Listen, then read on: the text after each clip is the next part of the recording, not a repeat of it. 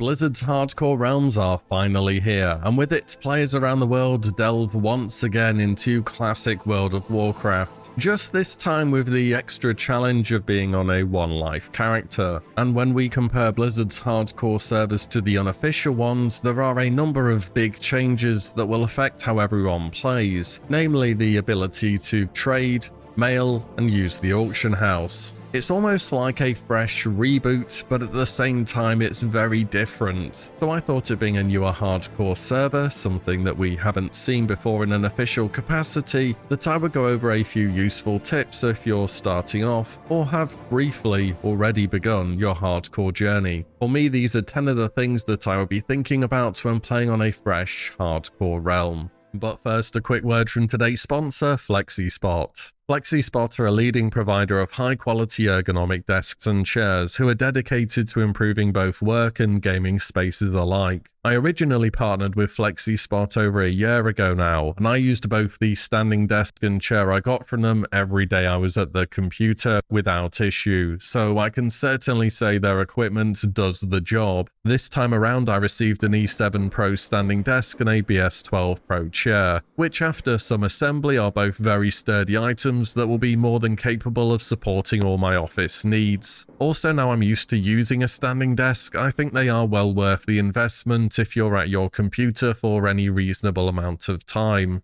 Flexispot are also celebrating their 7th anniversary and have plenty of great offers and rewards on at the moment, including up to 50% off on some of their most popular products between August 28th to September 1st. Signing up to their newsletter on the site will also give you a site-wide 8% discount code too, the chance to win a PS5, and much more. Good office equipment is just as necessary as a good PC these days, and in my experience it is well worth the investment. You can check out Flexispot's anniversary sale, newsletter, and much more by clicking the links in the description below. Many thanks to Flexispot for the sponsor today. Let's get back to WoW. Let's start off with something that absolutely everyone should be doing as one of the first things you do on a new World of Warcraft character. Create a bank alt. With the ability to trade and use the auction house, having a character to act as a stash for items is a must. Whether it's spare cloth, uncommon items you can't use, or just quite literally anything that isn't a trash item, you should be hoarding it all over to your bank alt. You don't physically have to log into your bank alt for it to receive mail either, and whilst bag space may be a limitation early on, you can easily send stuff back and forth between your active hardcore character and your bank. There will be a huge and constant demand for low-level green items, with people having to restart characters over and over again. So whether you're keeping stuff to the side for yourself or just to throw on the auction house, you should definitely be making a bank alt. Also, it is classic World of Warcraft, which means that all mail, even between your own characters, takes 1 hour to arrive. So if you send something and think, did I type in the wrong name? No, it's just one of those classic things. Next up, vendors are very good on fresh server releases. There are vendors in cities, smaller towns, or just randomly tucked away in little huts or camps throughout the world. Nearly every vendor will have a combination of their unlimited stock, which will be reagents, common weapons, and so on, as well as their limited availability stock, which regenerates sometimes every few minutes, sometimes every few hours. It varies a lot between different vendors. The limited stock will be those juicy things that people will buy the moment that they appear, such as uncommon armor or weapons, items that are used in quests, bronze tube on the Alliance for instance, and of course healing potions. They're pretty good when your character has 1 life. There are truly too many unique vendors with unique stock to list here, but the Handy Notes and Handy Notes NPC's classic add-on does allow you to see vendors on the map using these settings, as well as what they will be stocking. Since Blizzard have just done a large update to classic servers for the release of Hardcore, the NPC's add-on wasn't working at the moment when I checked it recently, but it might be worth a look later on to see if it's been updated, so that you can see which vendors are where and exactly what they will sell. Speaking of add-ons, there are 2 more that can help a lot when it comes to leveling up your character's abilities. As you all know, gold matters a lot in Classic, especially when you want to get your mount at or around level 40, and not overspending gold on abilities is a very good practice early game. The What's Training add-on adds a new tab on your spellbook that lets you see what spells or new ranks of spells you will be unlocking in the future. Some classes have levels where your first priority should be going back to train, like Rogues getting Vanish at 22,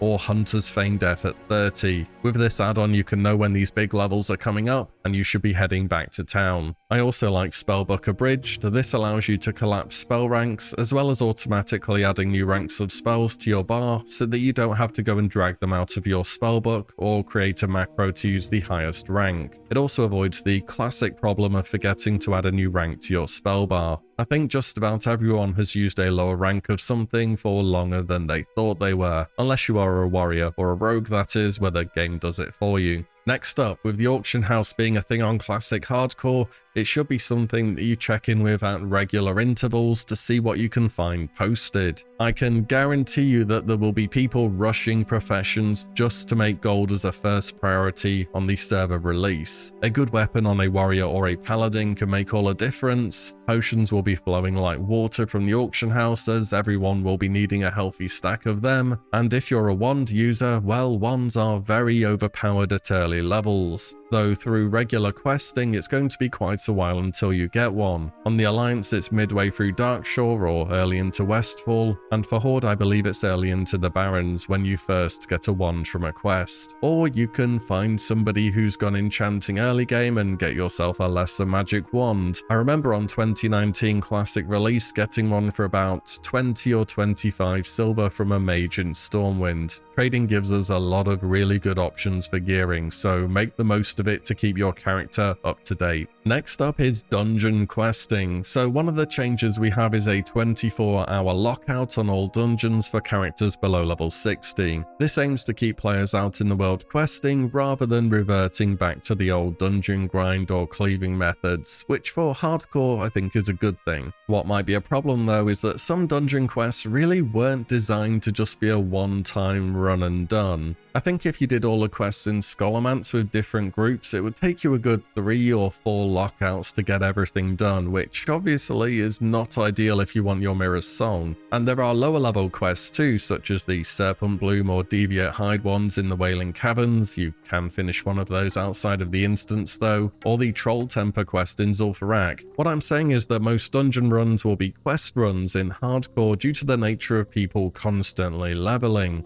and everyone is going to be contesting the exact same quest items. It might very well be the case that in order to get everything done in a dungeon, you do have to do multiple runs across different days. It is a bit of a side effect from adding the lockout, but I think it's worth it to keep the open world more active. It also adds a bit of extra prestige to dungeons because you only get to do them once a day. Dungeons are definitely a risk when you might not know everyone in the party, but the item rewards will often be better than what you can get from quests, and the experience rewards are not half bad either. Next up is weapon skill. It's something that's easy to forget, but something you have to stay on top of as a hardcore character. Try to remember when you're first visiting a capital city to pass by the weapon trainer and learn all the various skills in case you get a good weapon later on. You can also see weapon trainers on the Handy Notes NPC add-on I mentioned earlier, if it's working that is. Different weapon skills are taught at different capitals, but they all cost 10 silver to learn, apart from polearms for which you need to be level 20 and they cost 1 gold to train. Were polearms meant to be elite weapons or something? Why are they different? Who knows?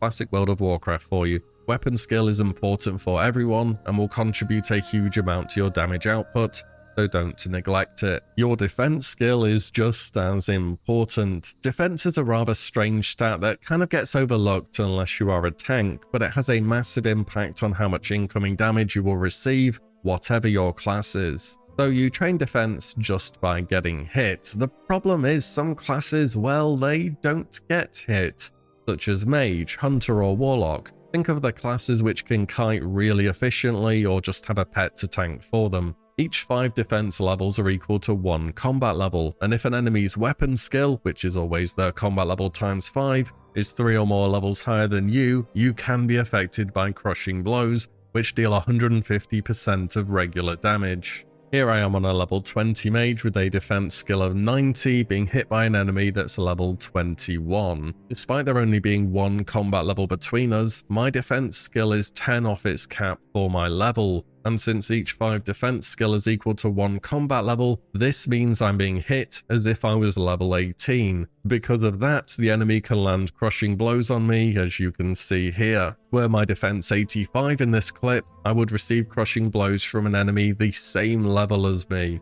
And you kinda just don't expect that to happen unless you know how this interaction works. Crushing blows combined with critical strikes can deal far more damage than you would expect in a very short space of time. So if you're on a class which doesn't naturally train its defense stat, you should keep this in mind. Next up, named mobs. They might not always be worth it. If unofficial servers showed us one thing, it's that the starter zone on hardcore realms are perhaps the busiest they've ever been in the history of WoW, and each and every starter zone has named mobs and quest items which are highly contested. Now fortunately, on Blizzard's hardcore we can group and respawn timers have been reduced to compensate, and I hope that is enough to make the way worth it. But if the mob tagging or constant forming and dropping groups isn't for you, just grinding less contested mobs is always a viable strategy. You'd be surprised how fast at a low level you can get ahead of others just by grinding if questing areas are too busy. I'm hoping with the changes that Blizzard have made though that this is only a very short release week type solution though.